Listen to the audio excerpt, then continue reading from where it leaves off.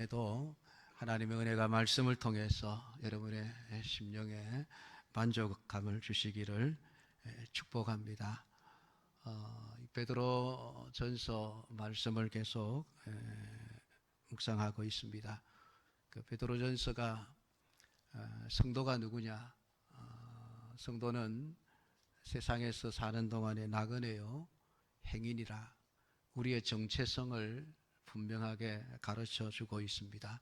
그래서 이 정체성이 내 심령 속에 똑바로 새겨져 있어야만, 내가 누군가라는 게 분명해져야만 내가 어떻게 살아야 되고 어떻게 행동해야 되고 어떻게 말을 해야 되고 우리의 모든 삶을 어떻게 살아가야 할 것인가를 결정하게 되어집니다. 정체성이 아이고 내가 누군지도 모르고 하면은 흔들리게 되면 내가 어떻게 살아야 돼? 이럴 때에 어떻게 행동해야 되고 저럴 때에 어떻게 행동해야 되지? 여기에 대한 바른 길을 찾지 못하고 자꾸만 엉뚱한 길로 가게 되어집니다. 근데 그걸 우리는 온전한 믿음의 삶이라고 생각을 하지만은 결국은 하나님이 원하시는 것과는 다른 방향으로 자꾸 살아가게 되어져 있습니다. 그래서 우리 성도들이 세상을 살아가면서 내가 누군가라고 하는 내 정체가 뭐냐라고 하는 것, 여기에 대해서 분명한 인식을 가지고 여러분 살아가야 됩니다. 그래서 베드로는 우리는 이 세상에서 나그네와 행인입니다. 우리가 살아가야 할 영원한 집은 하나님 나라 천국입니다. 그래서 세상은 우리의 마음을 빼앗겨서도 안 되고 세상에는 우리의 소유도 없고 언젠가는 툴툴 다 털어버리고 그냥 빈손으로 가야 될 그런 곳이다라고 하는 것을 지금 전제로 깔고 지금 이야기를 하고 있습니다. 그래야 베드로서가 이해가 되어집니다. 그렇지 않으면은 말씀이 이해가 되지 않는 거예요. 우리 인간은 여러분 사회적인 존재죠. 세상은 인간은 사회적 동물이다 그러는데 하나님은 우리를 동물로 창조하신 것이 아닙니다. 하나님은 우리 인간을 동물과는 다른 특별한 존재로 하나님의 형상과 모양을 닮은 존재로 창조를 하셨습니다. 그러니까 세상이 뭐 사회적 동물이라 하든지 말든지 내버려 두시고 우리는 언제나 하나님이 창조하신 특별한 존재라고 하는 것, 여러분 그것을 여러분들이 꼭 인식을 하시기를 바랍니다. 하나님이 아담 한 사람만 창조하신 것이 아니죠. 하와를 만드셨습니다. 그리고 하와를 통해서 자녀들이 태어나게 하시고 이 땅 위에 번성하게 되어지면서부터 사람은 혼자서는 살아갈 수 없는 존재가 된 거예요. 그래서 사회적인 존재가 되어졌습니다. 그러니까 혼자 있을 때는 사람이지만은 두 사람이 함께 살아가게 되어지면 그때부터는 인간이냐 인간이 아니냐라는 게 중요해집니다. 사람이라고 하는 것은 세상에 사람으로 태어나면 그의 모습이 어떠하든 상관없이 그는 사람입니다. 동일한 인격을 가진 사람이죠. 그러나 사람 혼자서만 살아가는 게 아니고 가정이라든지 그게 학교라든지 아니면 마을 공동체라든지 지역이라든지 더 크면 나라라고 하는 이런 어떤 사회 조직 속에서 우리가 살아가게 되어집니다. 그러니까 그 사회 조직 속에서 한 사회의 구성원인 내가 어떻게 관계하며 다른 사람들과 관계를 바로 세우면서 살아가야 될 것인가, 이런 문제가 항상 발생하게 되어지죠. 학교에서 내가 어떻게 행동해야 될 것인가, 학생으로서 다른 학생들과 어떻게 관계를 해야 되고 학생으로서 선생님과 어떤 관계를 가져야 되고 하는 이런 문제들이 생기죠. 가정에서도 남편과 아내 사이에, 부모와 자식 사이에, 또 형제들 관계, 이런 사회적인 관계 속에서 내가 있는 위치에서 어떻게 행동해야 될 것인가 하는 숙제를 우리는 늘 안고 살아가게 되어집니다. 하나님께서는 우리를 사회적인 존재로 만드시면서 이 사회의 관계를 어떻게 해야 될 것인가에 대해서도 하나님은 분명한 기준과 또 말씀들을 우리에게 주셨습니다. 앞서 우리 2장에서 13절부터 17절까지 정부라고 하는, 국가라고 하는 그 공동체 안에서 내가 사회적인 존재로서 어떻게 행동해야 될 것인가에 대해서 하나님이 세우신 모든 그런 권세들에게 순복하라. 그 사람이 악하든 선하든 상관하지 않고 순복하라 라는 말을 하셨습니다. 이 말을 그냥 우리가 들으면은 우리는 별로 이렇게 이제 큰 문제가 되지 않죠. 그냥 정부는 정부대로 나는 나대로 열심히 살아가면 되지 않습니까?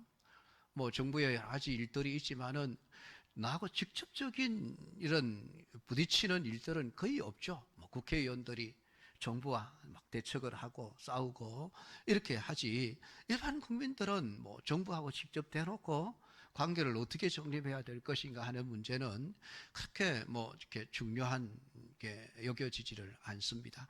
다른 누군가가 다 이렇게 하고 그냥 우리는 뭐 따라갈 건가 말 건가 이것만 결정하면 되는 것이고, 또한 정부가 하는 모든 일들이 다 우리 마음에 들지는 않지 않습니까? 마음에 안 드는 일들이 많죠. 그렇지만 또 그럼에도 불구하고 그렇게 따라갈 수밖에 없는 것이 우리 국민된 그런 위치에 사실은 있죠. 사실은 있죠. 독재 시대에 여러분 뭐 얼마나 우리가 그 독재를 많이 했습니까만은 또 그런데도 또 따라갈 수밖에 없었고, 민주 시대에도 역시 마찬가지죠. 그러니까 어떤 시대에든 문제는 없을 수가 없습니다. 항상 있을 수밖에 없는데, 하나님은 우리에게 어떻게 처신을 해라 하는가 하면 마음에 들지 않더라도 부당하더라도 순복하는 삶을 살아라 라는 이야기를 하고 있습니다. 그것은 오늘 이어서 18절부터 마지막 25절까지 정부와 어떤 나와의 관계가 아니라 좀 더 하위 있던 그 사회관계망 속에서 사환들아 범사에 두려워함으로 주인들에게 순종하라 라는 말씀을 하고 있습니다. 어떻게 보면 우리 직장 생활이죠. 직장 생활. 지금 현대로 보면은 내가 회사에 취직을 해서 직장 생활을 하고 있습니다. 샐러리맨으로서 아침에 열심히 출근해서 맡던 일을 하고 또 저녁 시간에 이제 퇴근을 하고 집으로 돌아오고, 그러면은 내가 일한 만큼 사장은 또 근데 월급을 줘야 되고, 뭐 때로는 필요하면 보너스도 줘야 되고, 여러 가지 뭐 성과급도 주기도 하고, 이런 일들이, 이런 관계가 잘 제대로 이제 풀려가면은 더 말할 나위가 없죠. 그런데 항상 불평이 생기고 불만족이 생기게 되어져 있습니다. 사회관계는 그렇습니다. 어느 누구도 만족한 관계는 없습니다. 그럴 때에 내가 억울하단 말이죠. 나는 잘못한 것이 없는데 위에 있는 뭐 사장이 나에게 좀 잘못을 해서 그래서 내가 부당하게 어려움을 당한다. 내가 볼 때에 저 사장은 아주 나쁜 사장이야 라는 그런 생각이 들 때에도 어떻게 해야 될 것인가? 성경은 놀랍게도 참으라 그런 말씀을 하십니다. 이 이야기들을 우리가 우리의 입장에서 생각하면 그렇게 심각한 문제가 아니지만은 지금 이 베드로 전서를 읽고 있는 그 당시의 성도들, 2000년 전에 성도들의 입장에서 생각하면 정말 이게 하나님 말씀이 맞나 싶을 정도죠. 왜냐하면은 그 당시에 지금 로마의 그 네로 황제죠. 네로 황제 시대에 얼마나 많은 기독교인들을 핍박했습니까? 잡아 오대 가두고 죽이고 사자밥이 되게 하고 때로는 톱으로 썰어서 죽이기도 하고 감옥에 가두고 재산을 몰수하고, 그러다 보니까 여러분 억울하게 지금 부당한 일을 겪는 일들이 굉장히 많은 거예요. 사실 사회관계 속에서도 지금 우리가 사실은 그 불법 체류자들 고용해서 쓰고 있는 회사 사장들이 참 부당한 일을 많이 한다라는 이야기를 얼마나 많이 듣습니까? 월급도 제대로 주지 않고 뭐 하면은 그냥 신고하겠다고 급박하기도 하고 뭐 그러면서 착취를 하는 이런 일들이 참 우리나라도 지금 많이 있죠. 지금도 많이 있습니다. 좀 덜하지만은 이제는. 그러니까 이런 지금 네로 황제 시대에 기독교 말살 정책을 펴고 있는 그 상황 속에서 뭐 정부도 정부지만은 여러분 사실은 이 기독교인들 주위에 이 관계를 맺고 있는 모든 사회 관계망이 다 기독교인들에게는 적대적인 관계에 있는 존재들이죠. 그러니까 뭐 꼬투리만 잡히면은 부당한 대우를 받을 수밖에 없는 그리스도인이라고 하는 그 정체성 때문에 내가 부당한 고난을 받을 수밖에 없는 여러분 그런 상황이에요. 그런 상황에서 지금 베드로전서를 통해서 하나님께서 너희들 부당하게 고난을 당하고 있지. 그런데 참으라. 세상 같으면 어떻게 하겠습니까? 뭐 고난당하는 사람들을 끌어모아서 단체를 형성하고 뭐 우리 민노총처럼 말이죠. 정부를 향해서 막 데모도 하고 힘을 그냥 길러가지고 힘으로 그냥 밀어붙이려고 하기도 하고. 여러분 세상은 여러분 그러지 않겠습니까? 근데 우리 그리스도인들도 그런 생각을 하고 있는 분들이 참 많이 있어요. 근데 그게 성경적인 가르침이 아니라는 거예요. 세상적인 원리는 맞아요. 그래서 성경은 우리에게 놀랍게도 네가 부당하게 고난을 받아도 하나님을 생각함으로 슬픔을 참으면 이런 아름다운 것이다.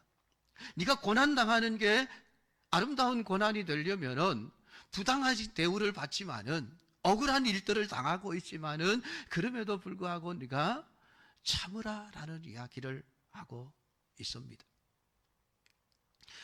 이런 말씀이 오늘 우리의 삶 속에서 우리가 지금 이 로마 시대를 살고 있었다라고 가정을 한다면은 정말 우리가 이 말씀을 어떻게 받아들일 수 있을까요?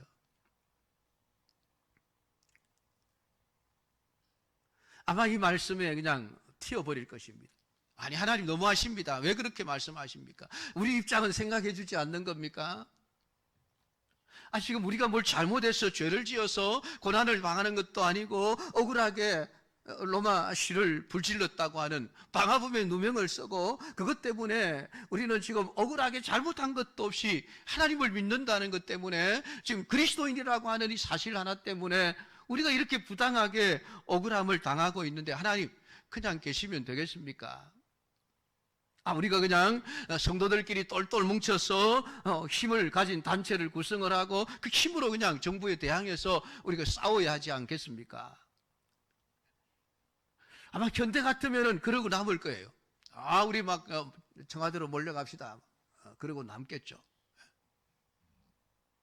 그런데 성경은 그러지 마라 말이죠. 그러지 마라. 참으라. 말씀을 해주고 있습니다. 성경은 이를 위하여 너희가 부르심을 받았으니 이런 놀라운 말씀 아닙니까?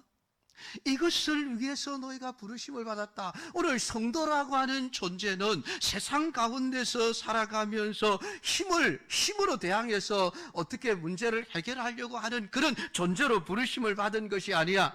부당하게 억울함을 당하고 고난을 당한다 할지라도 너희가 그것을 참으면서 아름다운 고난을 받는 그러한 모습을 보여주기 위한 존재로 너희들이 부르심을 받았다라는 이야기를 하고 있습니다. 그게 그리스도인이라는 것이죠.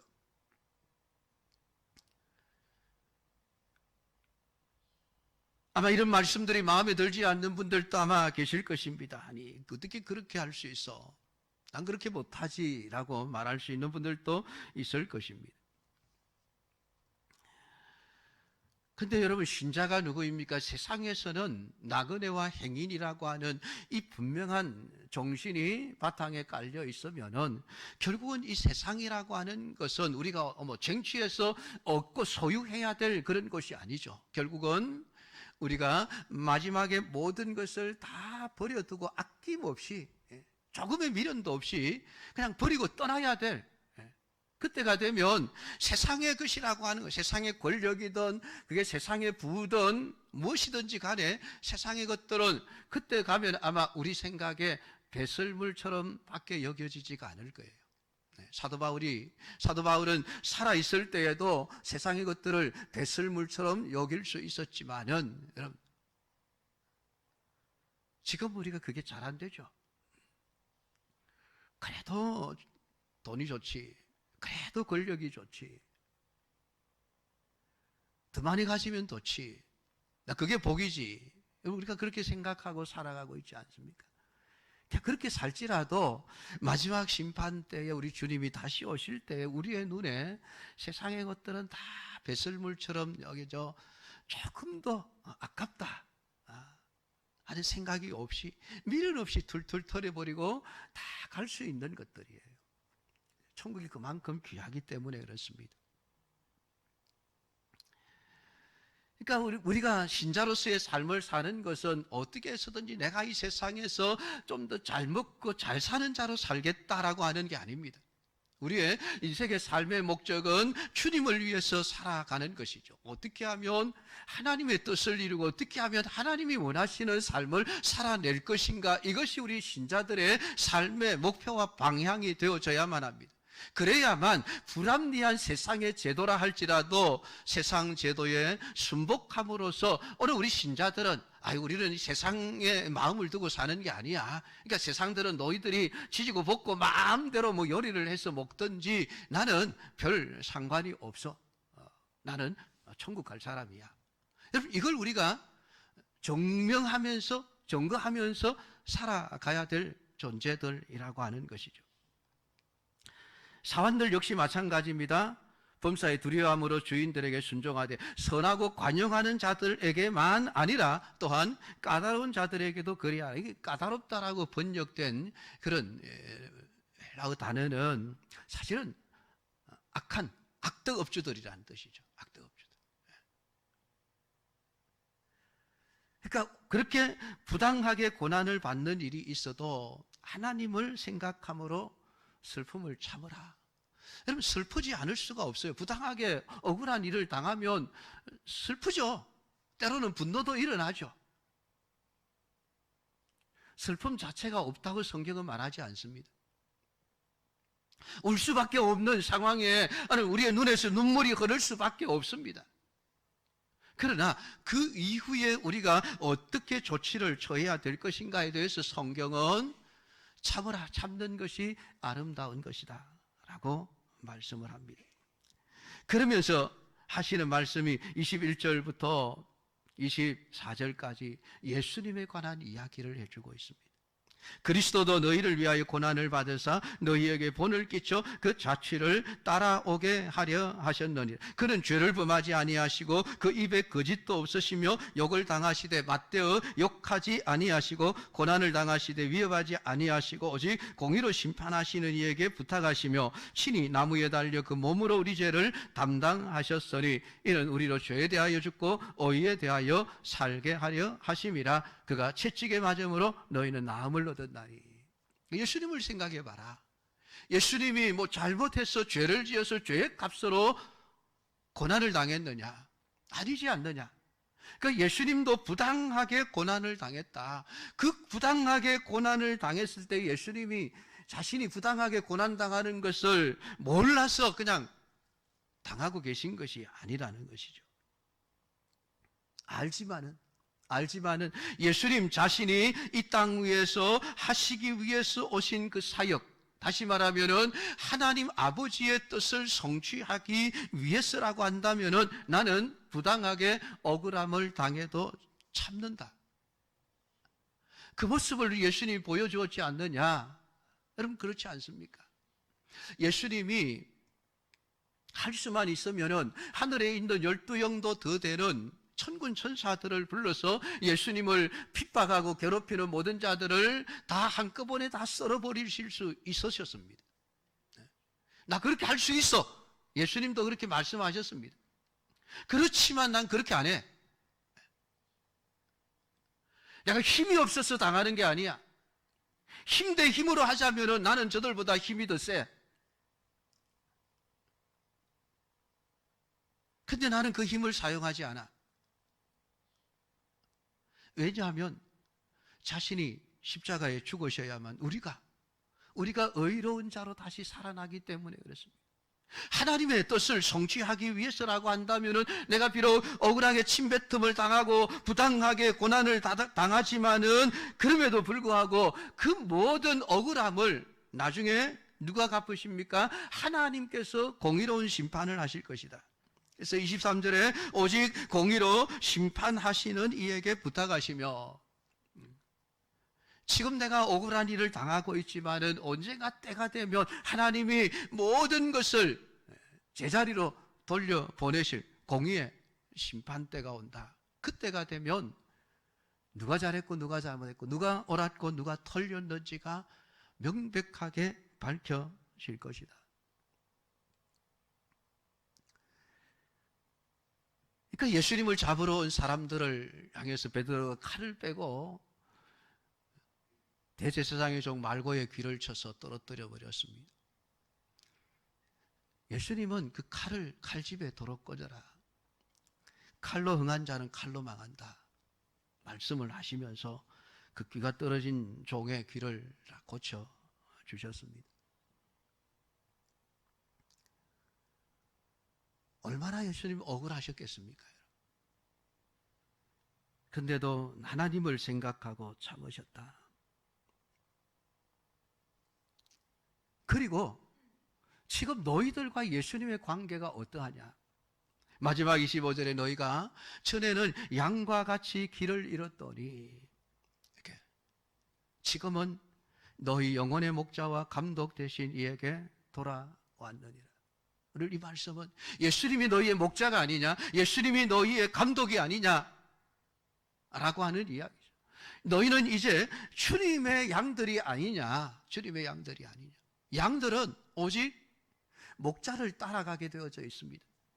목자가 어떤 길로 가든지 그 목자가 가는 길을 따라가요. 따라가면서 아이고 우리 목자가 왜 나를 부당한 길로 이끌고 가지? 그러지 않습니다. 그냥 이끄는 대로 따라가는 거예요. 산길이든 돌길이든 그 시냇물을 건너는 길이든 상관하지 않습니다. 목자가 가면은 양은 무조건 목자의 뒤를 따라가게 되어져 있습니다. 그러니까 오늘 그리스도인들이 너희들의 영혼의 목자와 감독 되신 예수 그리스도에게 속한 자라고 한다면은 어떠냐? 예수님이 부당하게 고난을 당하면서도 그것을 힘으로 해결하지 않으시고 힘으로 밀어붙이지 않으시고 모든 고난을 억울하지만 참아내심으로 말미암아 하나님 앞에 아름다운 고난으로 고난을 승화시켰다라고 이야기를 하죠. 죄를 지음으로 말미암아 매를 맞고 참으면 무슨 칭찬이 있으리요? 그것은 고난이 아니죠. 당연히 받아야 될 죄의 벌이죠.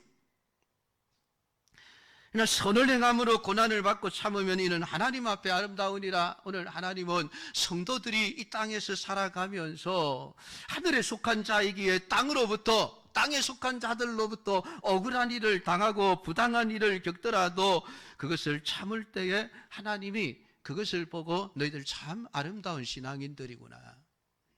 그렇게 말씀을 하는 거예요.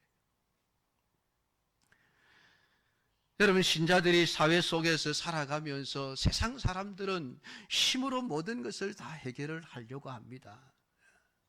또 힘이 세면 그게 먹혀 들어가요.